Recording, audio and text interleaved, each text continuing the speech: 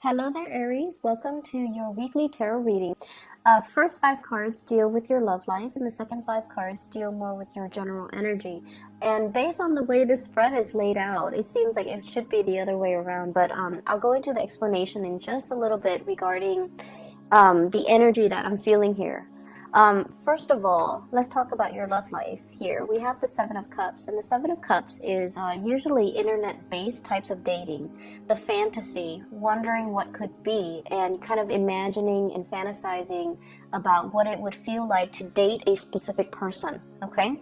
And so the Seven of Cups energy, it's very romantic, it's very ethereal, it's very like contemplative, and it's very speculative. So I feel like many of you are at a point where you're either on social media, on dating websites, on Instagram, looking at pictures, looking at people that you find to be very attractive and wondering about, connections and trying to make connections and trying to reach out to them.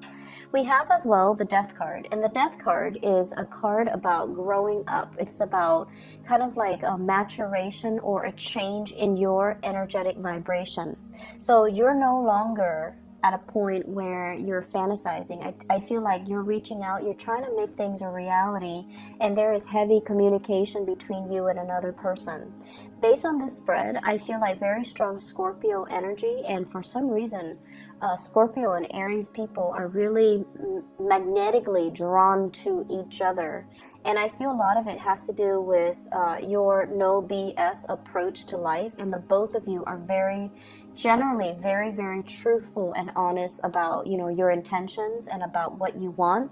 And so if you're dealing with a Scorpio, the energy is no longer like, it's not just about texting or fantasizing about the other person. It's about making things a reality and moving forward and meeting up and, overcoming this, either the geographical distance between you and them in order to make the relationship come together. For others of you, there might be communication as well from a Libra. So I have here the Justice card, which is indicative of the Libra energy. Libra is your polar opposite, okay? Libras, a lot of the times, opposites attract because we recognize in the other person some things that we are lacking in ourselves. Libras are known to be very diplomatic. They weigh out the pros and cons of a situation. They take their sweet time, they drag their feet, and they're not as impulsive as you guys are. But at the same time, they lack the conviction to really stand up and go for what they really want. So there is an issue when it comes to timing here with the Libra. When you're feeling amorous, they might feel busy. They're like, no, I don't really have time to go on dates, or I don't really have time. I can't see you tonight. Basically, okay, if you want me to spell that out for you. And then with the Scorpio energy, it's more like they're a lot more accommodating, and it seems as if the energy is very strong. The chemistry, the attraction is really strong here with the Scorpio, where even despite their busy schedule, they will still make the time to come see you. So I feel like the level of devotion, you have a lot more coming from the Scorpio rather than the Libra person. The Libra person might also have other options that they're looking at. So this is a card here about, giving their energy, time, and resources, and love and affection possibly to two people. You could be the one doing this, choosing between the Scorpio and the Libra, or the Libran person can be the one doing this, where they are devoting their time between you and another person. This is a card about child support and alimony as well. So I feel as if some of you might be in a situation where you're dealing with somebody who has another family. They still have responsibilities as a parent, and they might not have the time for you. So like on the weekend, they might be with their kids, and you're calling them to go out, and they're telling you, I have the kids. That might put a little bit of a damper on your relationship. But I feel like, they're truthful about that.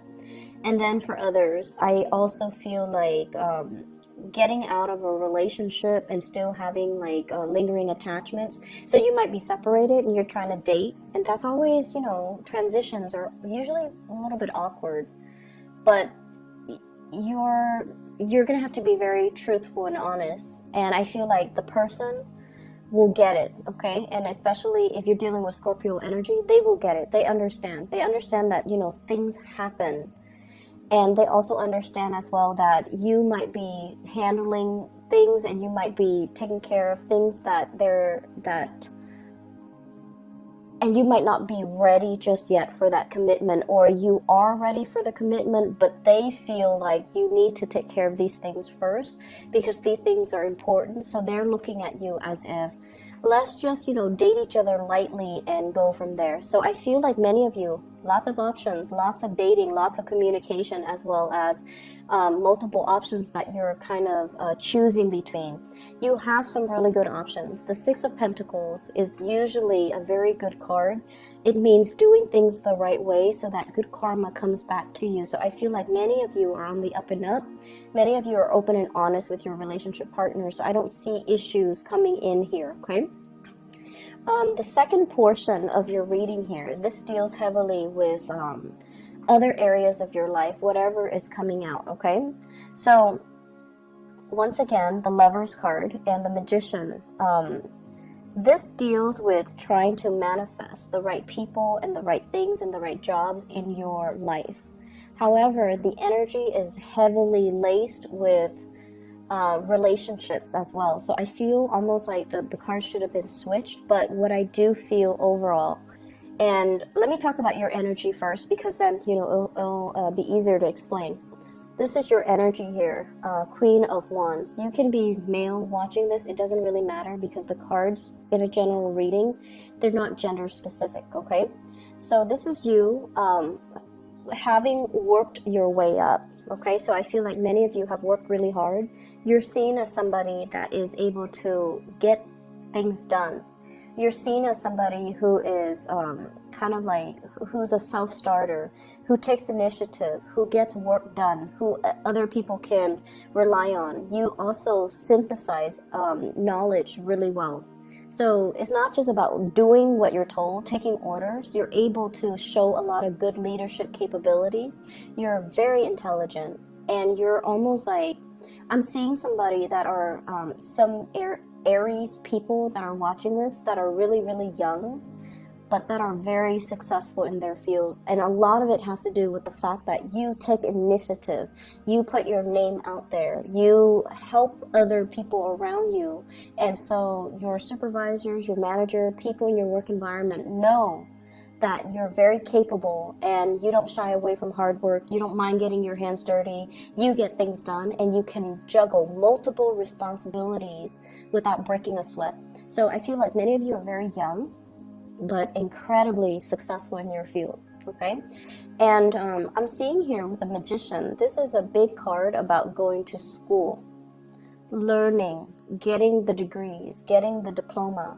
And I would never dissuade somebody from going to school. I would never, you know, if anything, I feel like education is one of the best investments that you can do for yourself. So many of you are at a major crossroads right now in your career. If you want to advance in your career with the Lovers, this is like crossroads choices. I feel like for many of you, you've worked your way up, right? Without needing that diploma, without needing that career, and you've made it, and you're at a point where you're very happy. Financially, things are really good for you, and you're managing possibly other people. You're very solid where you are. But in order for you to advance, you might have to go back to school. You might have to get that diploma, you might have to get that certificate, whatever it is, because it gives you credibility. Not that you're not credible with your energy, but the way society is structured, you might need that diploma in order to gain visibility and credibility, in order to be seen as somebody that, you know, can be in charge. So I feel like the obstacle to you in a supervisory position or a managerial position or even a higher position might be the education that you have under your belt. So if that's something you're contemplating and you're looking at it, so I feel like you know, okay, you know this is something that you need to do. You've been dragging your feet, and you've been kind of impatient about it, but I feel like the time is now for you to really look at that and to give it, you know, give it like serious thought, because I feel like your career breakthrough is going to be tremendously high. I also see a situation where your education might even be subsidized because of where you work. They might give you tuition reimbursement. They might subsidize your education so that you don't need to pay an arm and a leg for tuition. So really talk to human resources. Look at into tuition reimbursement and see, because I feel like it's calling out to you. It's calling your name, or it's got your name on it. So if you go for it, you're going to receive financial assistance in the work environment, okay? So that's just something to think about. Likewise, the first two cards here, we have the Knight of Cups and the Seven of Swords with the Lovers.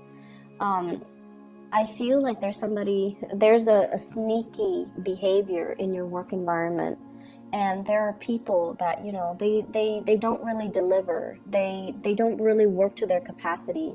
Calling out sick when they're hungover, for example, you know, it's a matter of personal responsibility, right? Like, you know, it's a Sunday night, you have work on Monday, so you probably shouldn't be out drinking. But I feel like there's somebody here in the environment where they're a little bit flaky, and they call in sick, and you as the supervisor or the person who's in charge of scheduling, you know that they're not technically sick. So do you give up this information to your supervisor, or do you just help them, like cover for them? You have a very strong sense of loyalties to friends as well. A lot of fire signs do. But I also feel like you have a very low tolerance for BS. You have a very low tolerance for BS. So if this is the case, don't create this pattern of dependency where the other person asks you to cover for them for bigger and bigger and bigger lies, okay? Just put an end to it, put a stop to it, or just, you know, give them the cold shoulder and just be like, we can be friends outside of work, but when we're at work, don't ask me to lie for you. That's, you know, messed up, okay? So I feel like there's a lot of the energy in the work environment. It's just a lot of young people, a lot of irresponsible antics that you have to contend with for this week. And I also feel like turning a blind eye, it's going to be, or, you know, giving them the cold shoulder, not so much turning a blind eye, but turning away from it so that you can be more in alignment with doing the right thing and taking care of your professional image rather than associating with people who might be like this, okay? So you have some major decisions to make when it comes to friends and co-workers. Do I want to be seen as somebody who's righteous and, you know, does things by the book? Or do I want to be dragged into this situation where people are being inappropriate at work, or friends are kind of conniving, backstabbing, and lying to each other? So really re-examine your friendships and your relationships for this week, all right? I'm going to leave it at that. I just feel like there's a lot of communication between you and another person long distance, and I feel like there's a big sense of reciprocity, big sense of friendship, big sense of potential. So aim for people that are more in alignment with your own truth and your own values, all right?